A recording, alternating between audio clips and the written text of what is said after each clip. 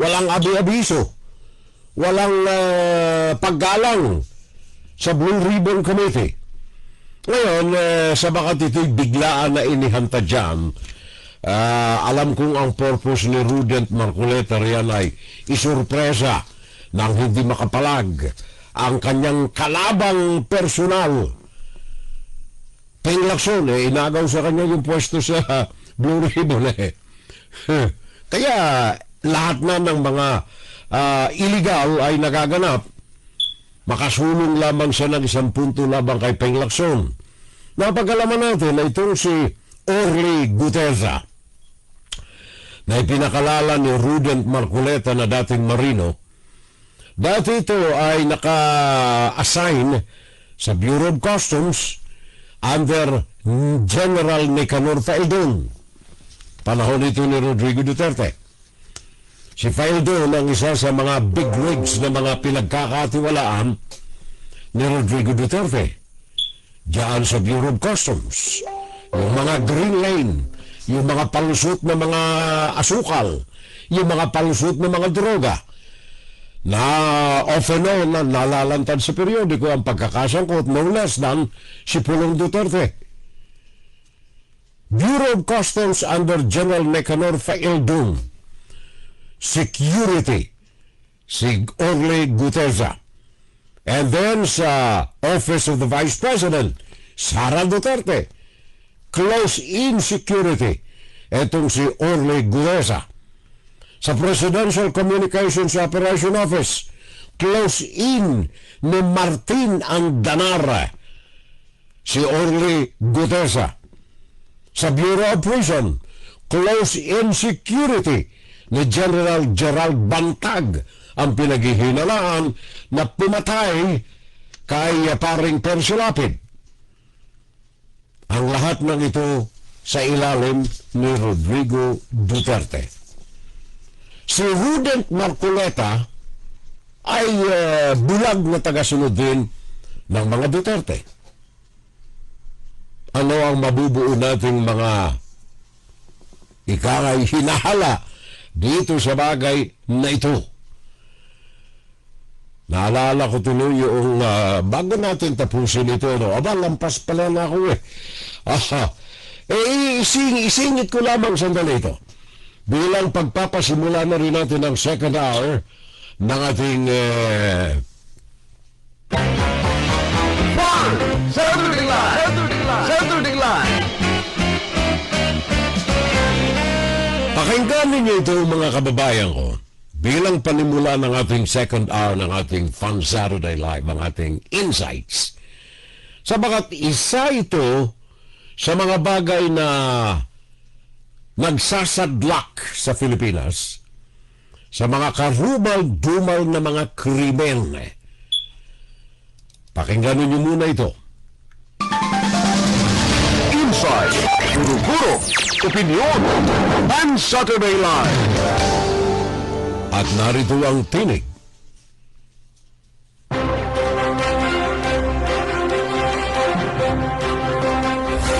Sabi ko sa emisary niya, pasulatin mo siya sa akin kahit na handwritten note. Nasatisfy ako doon sa kanyang sulat. Kaya sabi ko, sige, sabihin niyo sa kanila, gumawa sila ng sworn statement. Nung ibigay nila sa akin yon, gabi ng linggo, nung makuha ko yung in a sealed envelope, wala na akong pagkakataon na bigyan ko ng kopya ang aking mga kasama. Sigurado. Magbase ho tayo sa kung ano yung pinapagawa o gusto malaman ng Senado kasi sila yung nag-umpisa dyan. Nag-comply ho kami doon from July 2022 to present. Kaya ho ganyan yung affidavit. Wala hong selective period. Sabi lang ng Senado sa invitation nila, July 2022 to present. Bakit naman siya lalabas doon? Yun lang ho yung hinihingi ng Senado eh. Ngayon, kung hinihingi ulit ng Senado at ng Congress, siguro yun yung tamang panahon para magsabi siya. Pero naungkat na rin yung yan kahapon, nagsumbong siya nung time ni GMA, time ni Pinoy, time ni Duterte, diba? Nagpadyaryo. Pero yun eh, magbase ho tayo sa kung ano yung pinapagawa o gusto malaman ng Senado kasi sila yung nag-umpisa dyan. Nag-comply ho kami doon from July 2022 to present.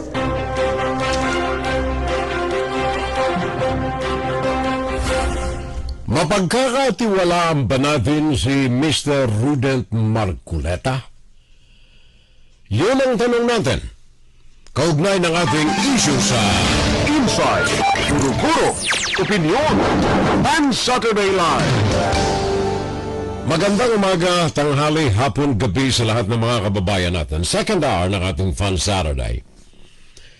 Tama-tama yung issue ng manipulasyon ni Mr. Rudante Marcoleta sa mga taong kanyang binibigyan ng proteksyon sa mga hearings sa Senado and even mga hearings sa Kongreso before. Ito po mga issues na ito ay dalhin natin dito sa main issue na pag-uusapan natin ngayon sa second hour ng ating palatuntunan. Kaagapay po ang inyong abang lingkod. Pakinggan si Terrell Salvo tuwing Sabado dito sa FGS Web Radio para sa mga Pilipino. Ang issue natin ngayon, nais nating idirekto at ipanawagan mismo na pakinggan ng Malacanang. Sabagat ang kahalagahan nito ay hindi lamang sa taong bayan, kundi mismo sa pamunuan ng bansa upang makapagbigay ito ng maayos na hakbang, maiwasan ang anumang disaster kung matutuloy ang mga bagay na pag-uusapan natin ngayon. The reason is, there is a silent threat. Meron pong tahimik na panganib na ngayon ay kumukulo sa loob mismo ng ating bansa diyan sa Pilipinas. From the Filipino people and from those who are not Filipino-loving people. Nagkakaroon tayo ngayon ng mga kilusan diyan na tahimik at ito ay lalo pang pinag-aalab dahilan sa shaky. Kumbagay hindi maayos, hindi matatag na paninindigan ng paniniwala ng mga investors, foreign investors diyan sa bansa. Lalo pa itong pinayayanig at pinahihina ang pundasyon ng bansa dahilan sa kahilingan ng mga kababayan natin. And this is the key. Ito ang susi. Na kung hindi matutupad ang mga pangarapin ng bayang Pilipinas towards a genuine justice, tunay na katarungan at ang pagbabalik ng mga ninakaw sa kabanang bayan. Yan ang ating pag-uusapan ngayon, the panganib, the silent threat na kumukulo ngayon because of economic conditions and because of corruption, especially from inside the government. Kaya ang ating pagtutok dito at ang ating adikain na sana'y mapakinggan ng Malacanang, ang issue natin ngayon, upang ang Malacanang ay makagawa ng mabilisang hakbang, hindi lamang mabilisang hakbang, kundi hakbang na upang mabigyan ng katarungan at satisfaction ng taong bayan. At ito makakamtan lamang sa magitan ng genuine democracy, genuine justice, and the return of money para kay Juan de la Cruz. Lahat po ng ito ay iisa ang central focal point ng ating argumento. Ang korupsyon, in particular, sa Department of Public Works and Highways. That is the focal point.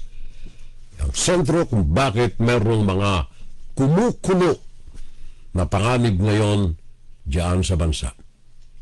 At sabi ko na nga, para sa Malacanang, para maputol, mamatay ang apoy na ito ng kumukulong panganib, ang Malacanang should act swiftly. Kailangan ng Malacanang mabilis, justifiable to the Filipino people. Huwag nating biguin ang mga pag-asam ng taong bayan na tama na itigil na, tapusin na ang korupsyon sa gobyerno. Kita ninyo mga kabitbahay, itong mga nakalipas na mga araw natin. Sinimulan lamang ito noong Friday, September 20, and then Saturday, September 21, ang tinagurian nating bilyong piso march. Diyan sa Luneta, and then diyan sa Freedom Shrine sa Epifanio de los Santos Avenue. At lalo digit, take note of this, yun ay tahimik. Tahimik ng mga mamamayan natin na walang ibang adhikain kundi ang ibalik sa kamay ni Juan de la Cruz ang mga pagnanakaw o ang mga ninakaw na mga ito. At ang pagnanakaw sa gobyerno ay matigil na once and for all. Ang pangalan na yan ay ito pong mga binabayaran, mga tinutustusan, nilalagyan at sinusulsulan na isang sekta ng mamamayang Pilipino na walang pagmamahal sa bayang Pilipinas. Ito ang mga tao na dapat na manmanan ng gobyerno. Sabagat ang mitsa ng kaguluhan, mitsa ng anarchy kung tawagin natin, ay nasa dulo ng upos ng sigarilyo ng mga taong ito. Nakita natin panununog, nakita natin ang karahasan, nakita natin yung mga inaresto. Ang lahat ng yan ay mga may pera. Nakita naman ninyo sa social media ang bayaran ng pera dito sa mga anarchists na ito. So again, it is a golden opportunity for Mr. Marcos. Hindi lamang na maibalik ang kumpiyansa ng taong bayan sa kanya, kundi ang maibalik redemption ng pangalan ng mga Marcoses. Pakinggan niya ang sigaw ng bayan. Ang mga makasalanan ay dapat parusahan. Ang mga nakaw na mga ari-arian ay dapat ibalik sa taong bayan. Bago natin talakayan ito po mga main points na nais kong ipaabot sa inyo mga kababayan ko, pakinggan muna natin itong tinig ni Senator Panfilo Lacson, chairman ng Blue Ribbon Committee, upang maliwanagan natin ang direksyon ng ating usapan. 2016 hanggang ngayon, no? Nakamagkano na kayo kontrata? Buong infra, wag na yung flood control lang. Lahat, basta yung kontrata nyo sa DPWH, nakamagkano na kayo? Kaya ko lang pong sagutin yung kay... Hindi na, yung lahat ng firms, mag-asawa kayo eh. Nag-divest na po kami, Your Honor, sa ibang mga company. Pag-divest before, basta from 2016 to... gusto mo sabihin ko kung magkano? 207.25 billion over a period of 10 years from 2016 to 2025. Ganyang kalaki ang inyong kontrata. Kaya huwag ka ay nako, mahirap talaga kayo kausap pare-pareho. Your Honor, ano po, yung iba po kasi po doon is na terminate po, yung iba po. Yeah, nevertheless, ang tanong ko nga, magkano yung na-award sa inyong contract? 207 billion mahigit. Mga completed ito eh. Completed projects. PWH lang ito. 2016, medyo mahina pa. 2017, umispike kayo. 2018, ganun pa rin. 2019, kasi binito ni President Duterte yung 95 billion, bumaba kayo. 2019, tumaas na naman kayo. 2020, 2021, COVID, mataas pa rin. Tuloy-tuloy ang ligay. Lockdown na eh. Nagtatrabaho pa kayo eh. Ayan, 2 years oh. 2020, 2021, kasagsagan ng COVID yan eh. Nakamagkano pa kayo dyan?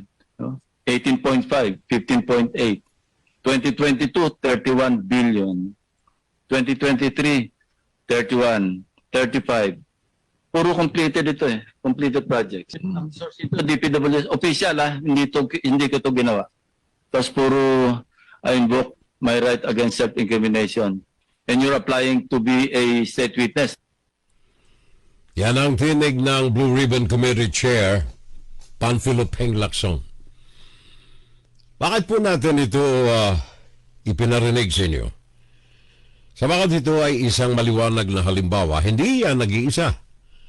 Remember the other names. Henry Alcantara, Remember Bryce Hernandez. Remember Mendoza.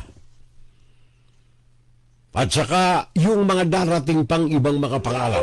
In fact, kanina napakinggan ninyo yung balita natin diyan sa Davao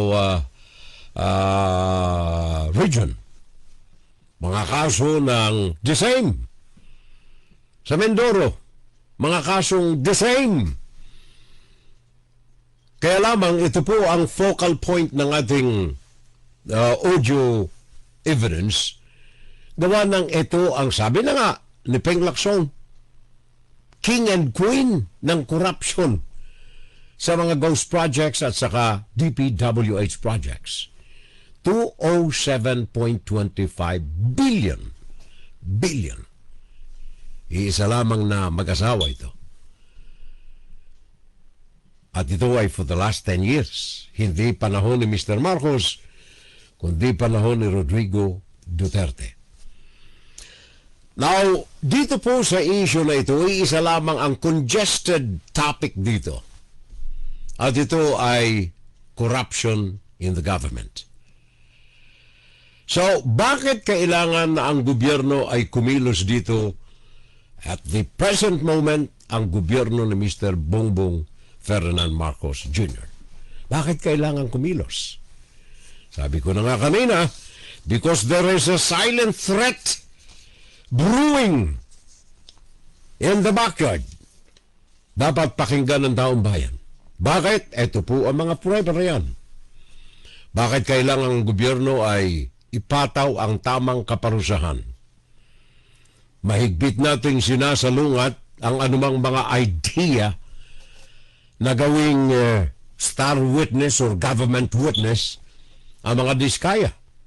Remember this figure alone, 207.25 billion pesos. Sangkot na halaga ng pangungurakot, ng anomalya at ng korupsyon between the government and this contractor. Dapat ang gobyerno kumilos. Sabagat hindi lamang ang issue na ito limited sa mga Pilipino. Ito po ay, sabi ko na nga sa report na pinarinig natin kanina sa GBN News, worldwide ang issue na ito sa Pilipinas. Hindi lamang yung pagkakabilanggo ni Rodrigo Duterte at mga pagpatay, kundi itong corruption and combining the two elements of criminalities in the country. Baka yung sabi ng Asian News kanina bago ako naupo rito, nung buwan ng yung second quarter nitong taon na ito, 2025, the economic condition of the Philippines grew by 5.6%. Gumanda ang ekonomiya ng Pilipinas sa ikalawang quarter. Meaning April, May, and June. 5.7% ang itinaas ng ekonomiya ng bansa. Yan, wala pa yung exposure nitong criminalities at saka itong corruption na ito. Ano ang mga lumalabas ngayon, currently, sa media na may kaugnayan sa Pilipinas? The Philippine corruptions in flood control as seen by foreign media and reflected in the reports of foreign investors. Tandaan niyo yung dalawang pangalan, foreign media, foreign investors. Bakit mahalaga ito? Sabagat, eto nga maganda sana report. 5.7 ang itinaas ng ekonomiya ng bansa. Maganda. Yan ay Abril, April, May. Ano ngayon September? Ito po ang report. Pakinggan ninyo mga kababayan. That is the reason why, sabi ko kanina, kailangan pakinggan ng Marcos administration itong usapan natin na ito. Ang mga foreign investors ay alam. They are aware. Sabi dito sa report na ito, they are aware of the widespread corruption in the Philippines, in particular the flood control projects. A major public scandal in the Philippines. Ang sama ng katagal, di ba? Ang sama eh. Major public scandal in the Philippines involving ghost projects and overpriced, substandard work widely reported by international news outlets and recognized by foreign business groups. Okay na lamang sa media eh. Wag lang iugpong itong foreign business groups eh. Sa baka dyan nakasalalay yung pagod ni Mr. Marcos na ng mga una ay pinapansin din natin yung mga biyahe abroad. Pumunta ng Amerika, pumunta ng Europa, pumunta ng Japan, pumunta ng India, etc., etc., etc. Kung walang investment return, gastos nga naman ito. Pero maganda na sana. Sabi nga ng report natin April to June, 5.7 ang ginanda ng ekonomiya ng Pilipinas. Second only to Indonesia. In Asia. Kaya lamang dito sa mga reports na ito, ghost projects, overpriced, substandard work, nakakayamig ang mga international news reports na ito sa mga foreign business groups. Ano ang mga ebidensya? Pakinggan natin itong mga nakalap ko mga reports. Ito po mga pinag-uusapan natin dito, by the way, paring Rodmon, paring Junde. Ang mga pinag-uusapan natin na ito rito, hindi ito house show lang eh.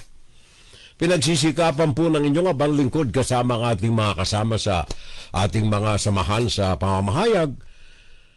Factual. Mga records ito na hindi mapapasubalian. Media coverages, for example. Evidence of foreign investor awareness. Kaalaman ng mga investor sa iba't ibang panig ng daigdig, European and American investors in particular. Ano ang kanilang mga awareness, ang kanilang kaalaman?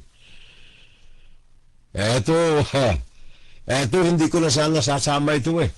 Pero ito ang number one na nakatutok ang atensyon sa Pilipinas, not for any good reason, kundi upang sirain ang imahe ng Pilipinas. Alin ito?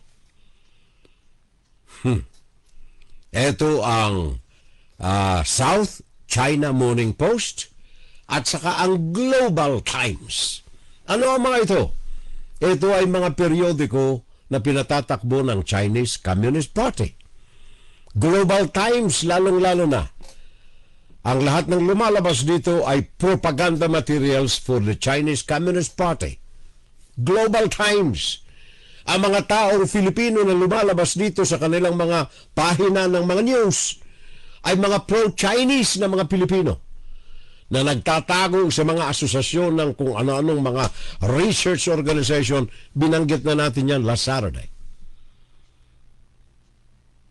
Number one sa kanila ang mga issues na kagaya nito sa bakit ito'y nakasisira sa pangalan ng Pilipinas. South China Morning Post, nakabase sa Hong Kong. Pag-aari ni Jack Ma. Remember Jack Ma? Miyembro ng Communist Party ng China. May-ari ng Alibaba Group Holdings Company. May negosyo dyan sa Pilipinas, itong grupo na ito, ni Jack Ma. Pero ang pinalalabas ng South China Morning Post ay mga negatibong news items na nakasisira. Although, di naman kasalanan itong South China Morning Post na bigyan ng prominence, ng pagpapahalaga, ang korupsyon ng mga nagaganap sa Pilipinas. Totoo eh. Totoo eh. Yung mga pangalan nila, nawala yung aking papel. Yung mga pangalan nila Alcantara, yung mga pangalan nila Hernandez, mga pangalan nila Mendoza, pangalan ng mag-asawang Diskaya. Front page sa South China Morning Post. Al Jazeera, for example. Nakabase sa Doha, Qatar. Marami tayo mga Pilipino roon. Ano na lang ang damdamin ng mga Pilipino doon sa Doha, Qatar Kung ang front page na balita roon ay nakatiwangwang ang nagsasabi na sa Pilipinas, natatakot ang mga negosyante sapagat talamak ang mga ghost projects doon at mga pagnanakaw ng pera na ang karamihan dito ay investment sa Pilipinas. Kaya yung mga Pilipino natin, especially sa Doha, Qatar, one way or the other nahihiya. Nako, Pilipino ako eh. Ang tingin sa akin, magnanakaw din eh. Bakit?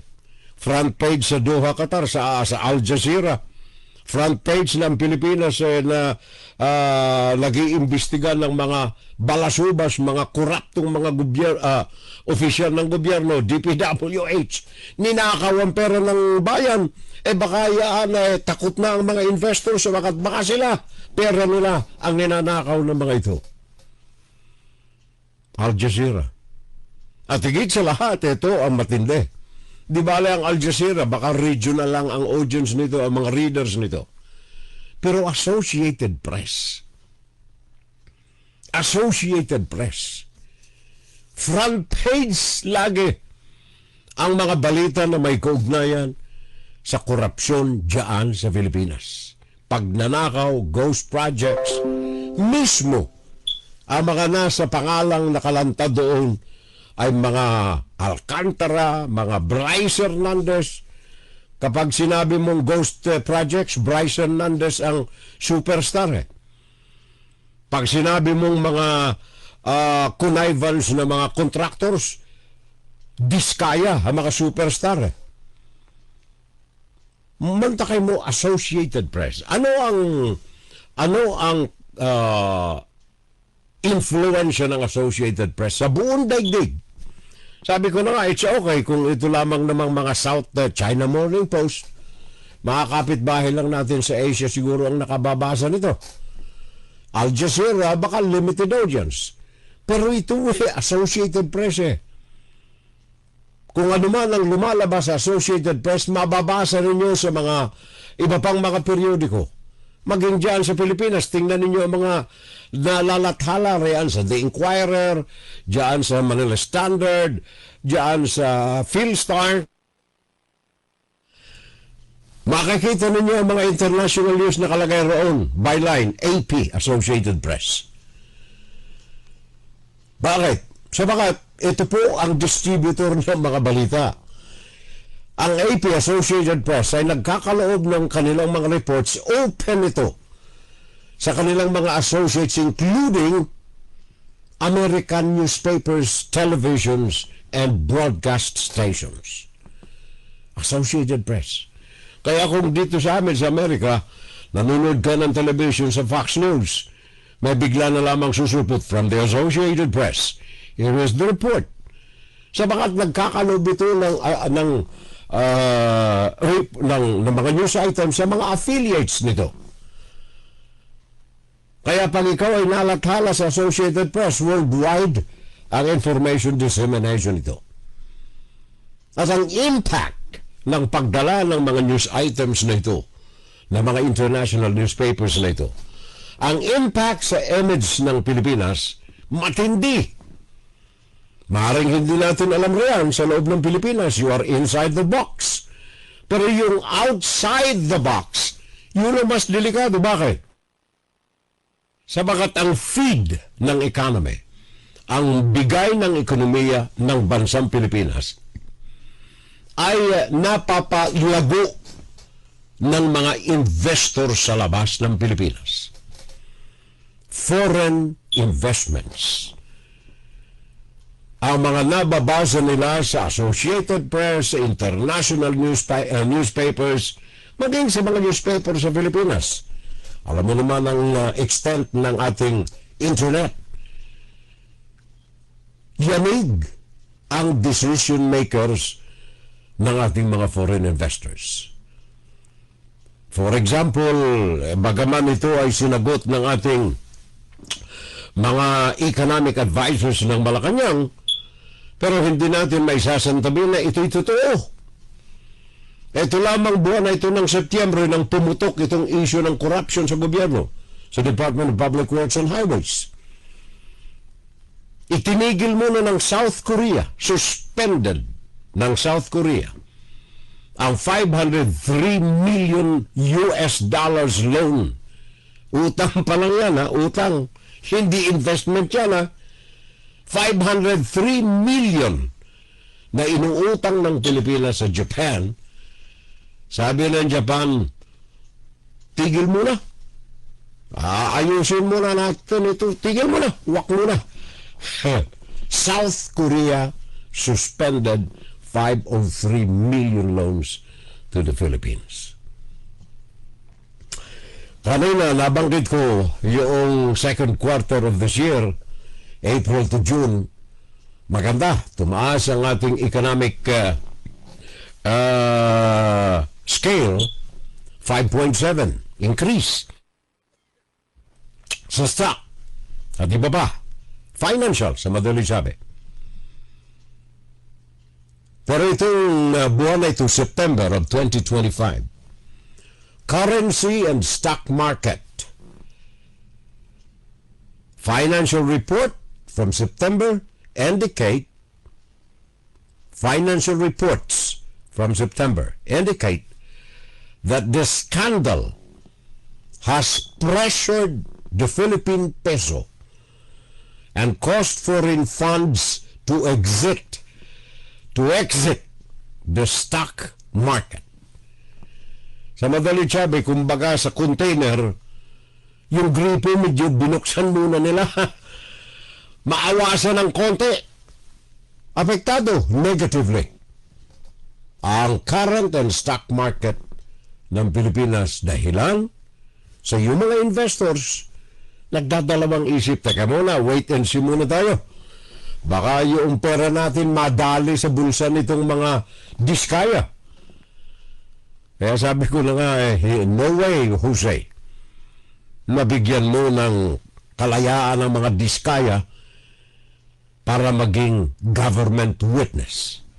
Sila ang king and queen ng mga pandurugas pagnakaw ng pera ni Juan de la Cruz.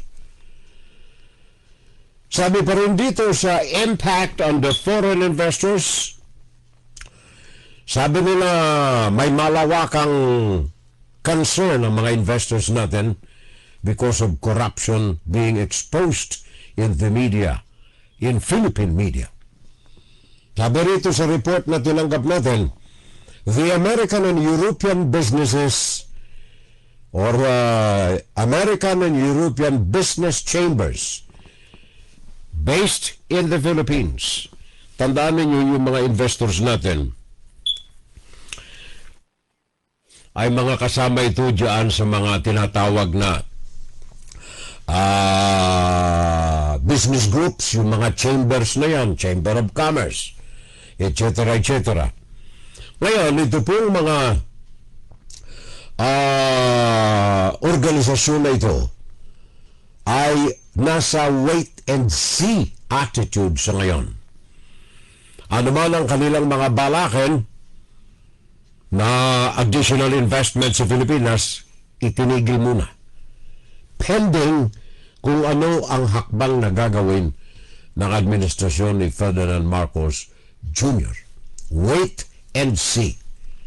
While observing the government's response to these anomalies, corruptions involving government executives.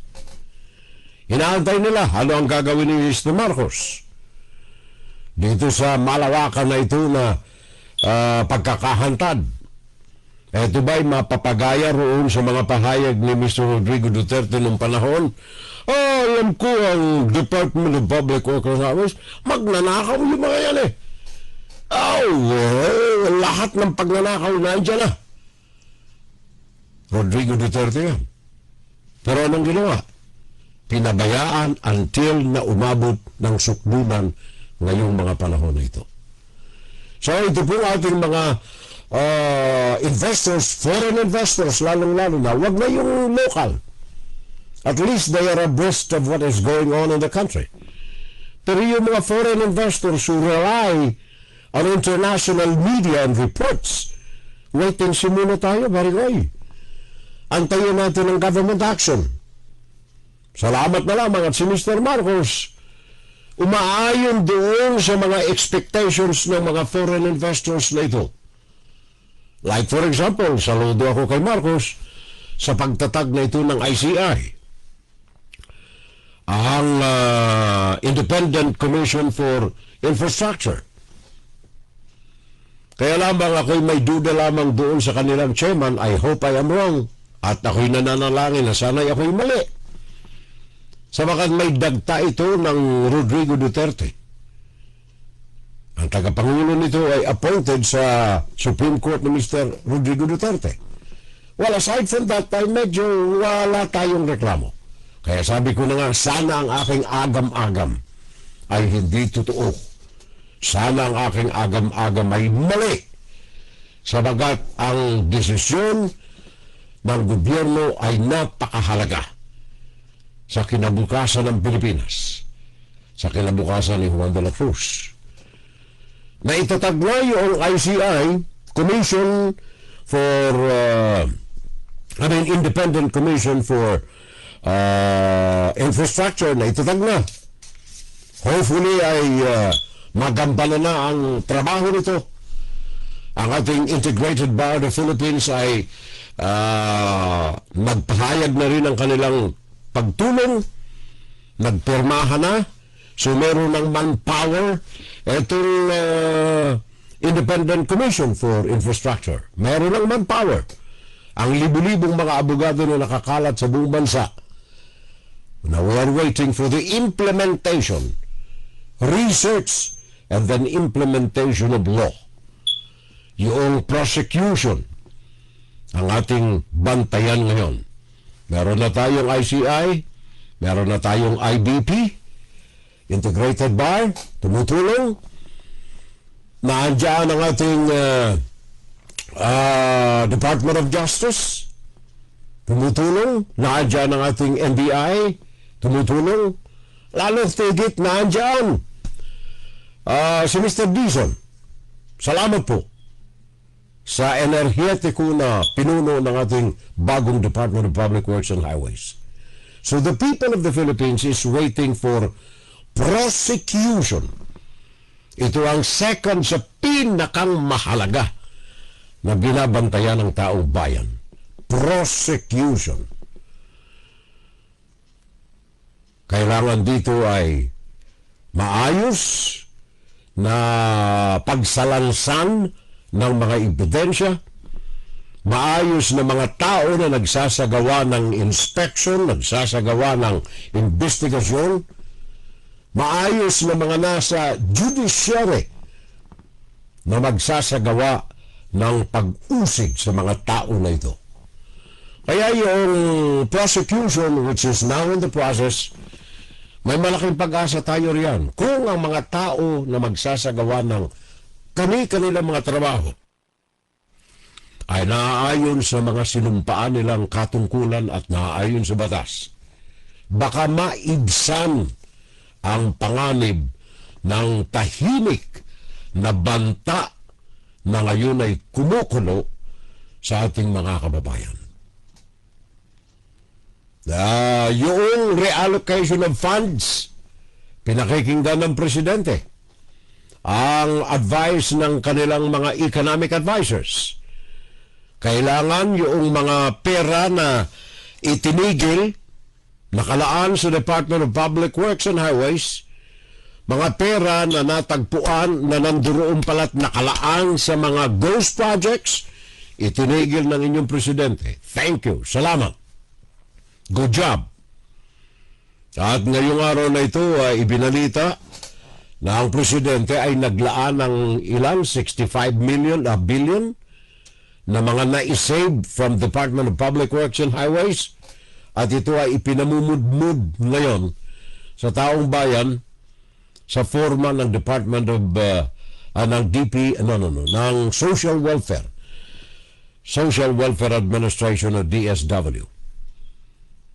Reallocation of funds, isa sa mga tamang hakbang na ginagawa ng Presidente sa kasalukuyan. Hindi nasayang ang mga pera at hindi na ituloy sa pangungurakot nitong mga tao na sangkot dito sa mga ghost projects nito. Headed by Bryce Hernandez. Naniniwala ako na compartmentalized itong criminalities na naganap na ngayon unti-unting nabubunyag diyan sa Department of Public Works and Highways. Naniniwala ako na yung mga pagnakaw doon sa mga existing projects ng DPWH ay maniobra sa umuno nitong sina sino yun? Mendoza, Alcantara, at saka yung boss ni Alcantara. Pero doon sa mga ghost projects, ako'y naniniwala as far as Bulacan is concerned na ang brain, ang utak nito ay itong grupo naman ni Bryce Hernandez. Kaya ito ang mga tao na hindi dapat patawarin. Bryce Hernandez, yung mga ghost projects, at saka itong mga diskaya na nagnakaw sa magitan ng sandamakmak ng mga korporasyon na iisa lamang ang may-ari, hantaran na pagnanakaw diyan sa kaban ng Department of Public Works and Highways. Kaya yung mga nailigtas na mga pera, reallocated funds ngayon ang classification. Tama ang ginagawa ni Mr. Marcos. Kailangan lamang Mr. Dizon ang mas malawakan, patuloy, consistent, walang humpay na scrutiny. Isa sa mga dapat na patuloy na hakbangin ng ating mga nasa investigasyon na panig ng gobyerno. Ang lahat ng ito ay dapat isagawa, ipakita ng international newspapers para makita at mabasa ng ating mga international investors upang unti-unting mabura yung tinatawag na pre-existing concerns ng mga investors na ito. Kumbaga, talamak na eh. Itong issue na ito ng pagnanakaw sa DPWH, bagaman ito ay tip of the iceberg, ito alam na ito ng mga investors natin. Hindi lamang nila alam ang extent, ang lawak ng mga pagnanakaw na ito. Ang alam ng mga investors natin, maliit lamang ito. Isa lamang ito doon sa mga iba't ibang uri ng mga proyekto ng gobyerno na ninanakaw. Pre-existing knowledge or concern ng mga investors natin. Ano ang mga nasa front line nila na corruption sa gobyernong alam? Yung mag-invest ka sa Pilipinas, gusto mo maglagak ng pera, doon sa mga agencies na lalapitan mo, kailangan nakalaan na yung mga panglagay, nakabukas na mga drawer ng lamesa. Yun ang alam nito mga investors na ito. Kaya yung isang kapital mo 1 million, mag-isip ka na ang matitira lamang dyan sa actual capitalization ng negosyo mo, baka mga 500,000 na lang sa 1 million. Baka kalahating milyon lang ang pwedeng magamit. Bakit? So bakit yung other 500,000 panglagay sa bawat lamesa? Yun ang pre-existing concern ng mga investors natin. Ngayon na natuklasan nila, mas matindi pala ito nakawan Ang mahirap nito, at ito ay trabaho na gagawin dapat ni Mr. Marcos ngayon. Kung talagang honest, kung talagang sincere si Mr. Marcos, na burahin, kung hindi man tuluyang malimita ang concept of corruption, yung pre-existing concern ng mga negosyante na ang korupsyon sa Pilipinas matindi, kailangan ituloy nito ang mga pagbabagong ito. Kailangan baguhin ni Mr. Marcos ang impression on the record na nakatala sa iba't ibang mga sangay ng mga research groups, mga lending institutions, mga bangko na nagpapautang sa Pilipinas. Ano ito mga pre-existing concerns na ito? Na official na naitala. Like for example, Transparency International. Transparency International. Alam na alam nila itong mga flood control projects nito. Pero hindi nila alam ang extent ng mga pandaraya corruption sa flood control. Ngayon sabi nila, now we know. Ganyan pala kagtalamak ang flood control anomalies diyan sa Pilipinas. Bakit ko nasabi ito? Kasi noong 2004, ang record ng Transparency International, 2024, assessment ito sa panahon ni Rodrigo Duterte. 2024. Sabi ng Transparency International sa kanilang Corruption Perception Index or CPI. Sabi nila, noong ending 2023, meaning sa panahon mismo lahat ni Rodrigo Duterte, ending the period 2023. Ang Pilipinas ay hindi nagbago for the last 5 years. Meaning to say, simula noong naupo si Rodrigo Duterte. Simula noong 5 years ago and prior to 5 years ago, lalong lumala ang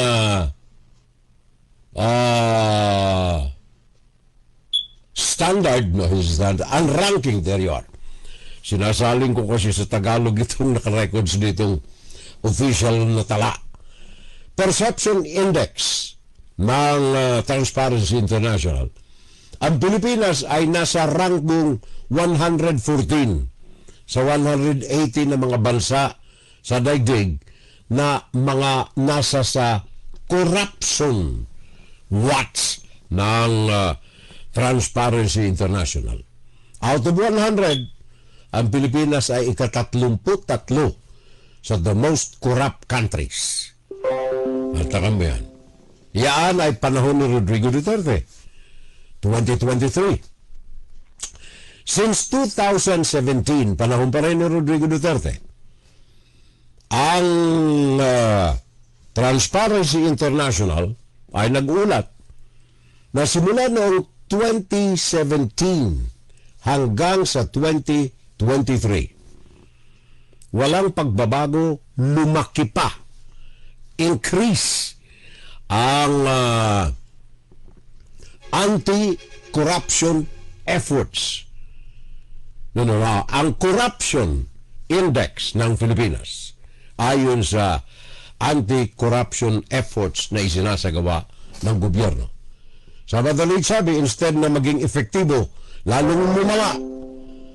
Dagdagan pa ito na ngayon, dagdagan pa ito ng extrajudicial killing.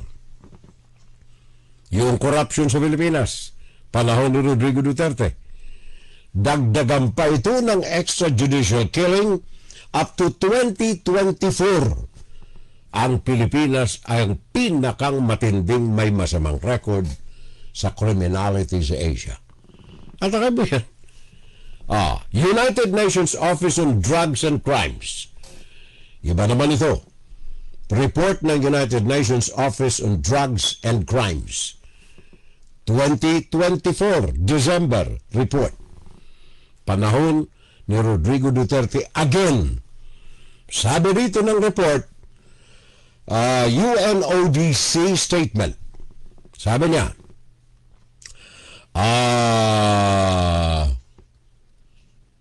international bodies are still working with the government on the issues of extrajudicial killings na naitala sa United Nations Office on Drugs and Crimes.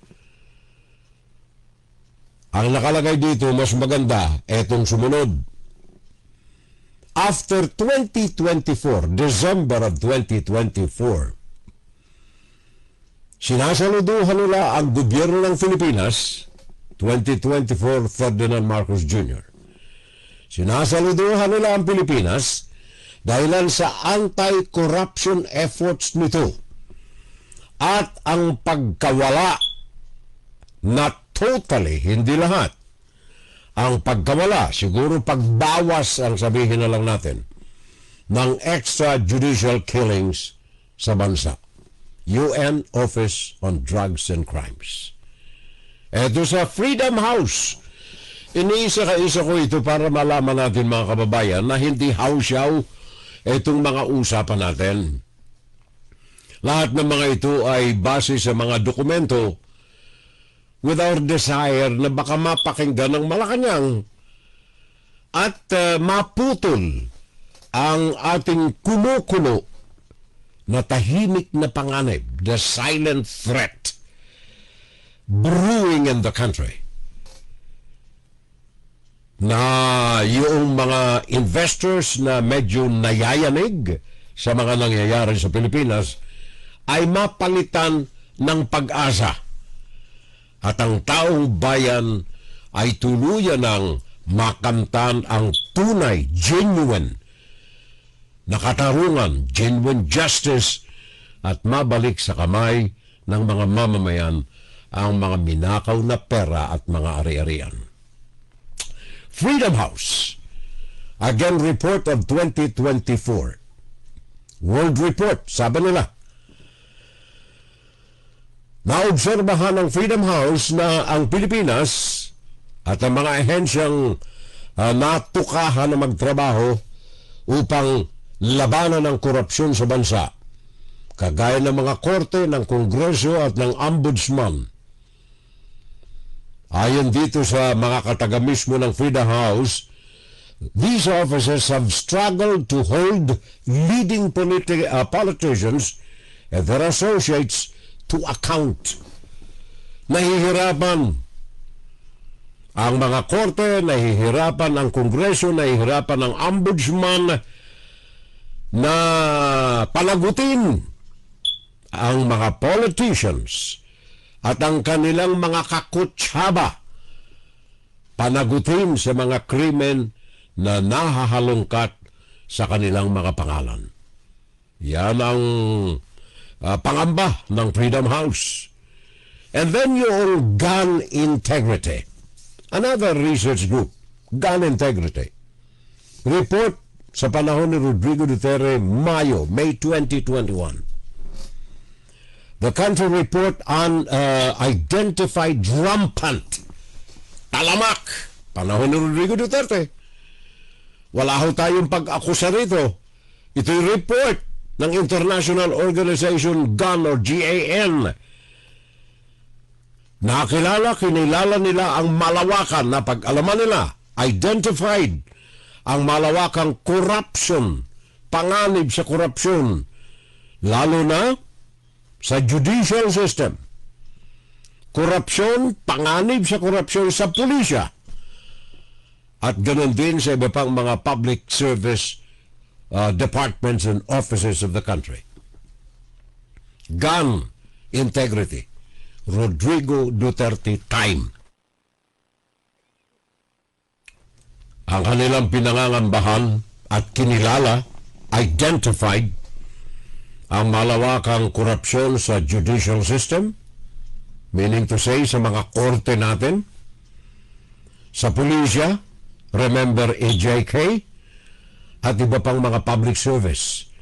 Remember yung sinabi ko, international investor nais na maglagak ng pera mag-invest sa Pilipinas, 1 milyon, alam na niya na ang kanyang kailangang kapitalin na lamang ay 500,000, sabagat yung another 500,000 kailangan panglagay sa bawat lamesa sa mga permits, licenses, approvals, etc. sa kanyang negosyong nais itayo sa Pilipinas. Yun ang report ng GAN. Wala tayong magagawa riyan. And most especially, ito ngayon, United States. Report from the Department of State Investment Climate in the Philippines. Pakinggan ninyo ito mga kababayan. Amerika ito Simula nung naupo si Ferdinand Marcos Jr., sandamakmak na mga investors ang narahuyo, nahikayat, pagkatapos ng indirectly na iwasan nila ang administrasyon ni Rodrigo Duterte sapagkat ang paninindigan ni Rodrigo Duterte ay pro-China, maging sa economics, military, etc. Pro-China. Kaya yung mga miyembro ng European Union, ng American businesses, they shied away. Ayaw nila, iniiwasan nila ang Pilipinas dahilan sa biased treatment ni Rodrigo Duterte sa mga negosyante na galing sa Europa at galing sa Amerika. So nitong 2024, ang report ng Department of State Investment, sabi nila, yung panahon ni Mr. Rodrigo Duterte, corruption remains a significant problem until 2024. Bahagi ng panahon ni Ferdinand Marcos Jr. Pero salamat na lamang, at least nagbago ng konti ang pananaw ng mga investors na itong Amerikano nang pumunta si Marcos dito sa Amerika. Nagkaroon ng usapan with Donald Trump at mga investors na mga Amerikano. Ang report also mentioned that was in 2024 and prior time. But while the country's rank moved up slightly sa 2024 na ito, ang mga foreign investors ay patuloy na nahahadlangan ng mga issues ng bureaucracy at corruption. Yung mga meticulosong pagpunta, one office to the other, punta ka dun sa building na ito, punta ka dun sa building na ito, papeles na ito, papeles na yan, etc., etc., etc.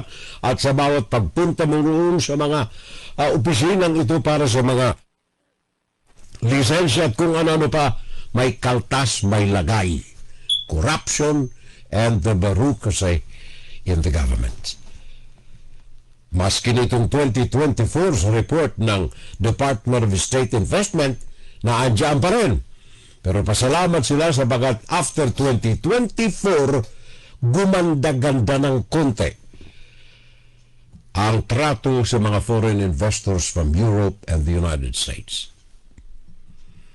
So yun ang ating mga nakikitang mga bagay dito sa kapaligiran. Marami pa sana akong gustong banggitin sa inyo. Yung impact sa foreign investment na ngayon, ang investigasyon at auditing na ginagawa ng Marcos administration, which are positive things, recommended nitong mga foreign investors, at saka yung freezing, yung pagpigil sa mga nakaw na yaman ng mga magnanakaw na ito sa ating pamahalaan. All and everything na ngayon ay nagaganap are in consonance with recommendations of these foreign investors. Yan ang focus ng ating usapan ngayon sapagkat diyan nakasalalay ang kinabukasan ng ating bayan, ng mahal ninyong Pilipinas.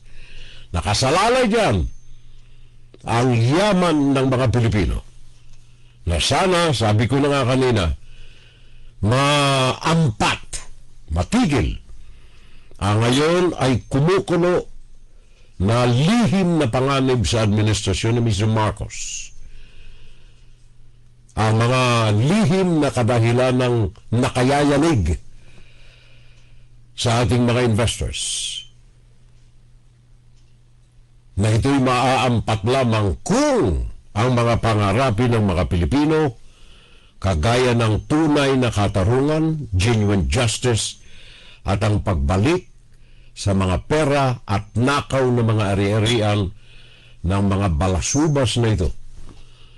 Sabi nga, the king and queen of corruption, flood control corruption, at mga hari ng mga departamento ng Department of Public Works and Highways. Kaya bago natin wakasan ito, nais kong iparinig sa inyo ang tinig ni Cardinal Luis Antonio Tagle. Ito ay sa pakikipag-ugnayan ng Rico Hizo ng ABS-CBN. Ang panawagan ni Cardinal Tagle na tayong mga mamamayan, huwag nating kalimutan na tayo ay tao. Sabagat ang masaklap kung tayo ay kumikilos at gumagalaw na parang tayo ang Diyos. Diyan nagkakaroon ng malaking problema ang tao, ang pamilya, o kaya ang bansa. Kaya sabi ni Cardinal Tagle, huwag natin kaligtaan, tayo ay tao at tayo ay hindi Diyos upang gumawa ng bagay. We learn. You know, we have been through different protests since I was young. So when will we find lasting change? Ito ang mabigat na tanong ni Cardinal Luis Antonio Tagle sa gitna ng mainit na usapin sa korupsyon sa flood control projects sa Pilipinas. Bilang pinuno ng Evangelization Office ng Vatican, nasaksihan niya rin sa ibang bansa ang malalang korupsyon. Nakakalungkot anya na makitang epekto nito lalo na sa mahihirap na kababayan. This is the thing that disturbs us, especially leaders of the church, that is there still a sense of humanity? Is there still a sense of sin? Kinundina ng kardinal ang mistulang pag-astang Diyos ng ibang tao. We are stewards. No one should pretend to be the owner and the Lord of everything. Can you please look at yourself and with humility say, I am not God. Paalala ni Cardinal Tagle sa mga kapwa Pilipino, hindi nagtatapos sa protesta sa kalsada ang pagpapanagot sa mga korap. We cannot effect change simply by expressing our anger. On a day-to-day basis, the changes should be made by persons and institutions. The institutions of accountability and integrity that have been created by human persons. Mensahe ng kardinal sa lahat ng mga inihalal na opisyal. You have been elected by our people in good faith. We give that benefit in good faith. Part of your stewardship is to show that you are good caretakers of the wealth of the nation and also the future of our people. Rico Hizon, ABS-CBN News. Sana po ay maipaloob sa ating mga puso at damdamin ang mga katagang napakinggan ninyo dito sa ating ikalawang bahagi ng Fun Saturday Live, ang ating Kuro-Kuro. Inside, Kuro-Kuro, Opinion, Fun Saturday Live. Lahat ng mga bagay na pinag-uusapan natin ay para sa inyo sapagkat kayo ay nasa puso natin. Puso ko, sa bayan ko. Ito ang tinig ng ating mga kababayan. Tinig ng Pilipino para sa Pilipino. Ipinaabot natin sa ating mga kababayan sa magitan ng ating mga pakikipag-ugnayan. Ugnayan, pakinggan. Dito lamang yan sa ating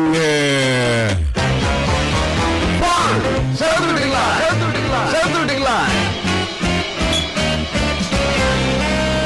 At kagapay po ang inyong abang lingkod, laging lingkod. Pakinggan si Terrell Salvo tuwing Sabado dito sa FGS Web Radio para sa mga Pilipino. Thank you, paring Eddie Villanueva. Maraming salamat, paring Soccer Friend Demerano. Ano na kaya ang kalagayan ng Maharlika Fund? Dapat din na maimbestigahan ito.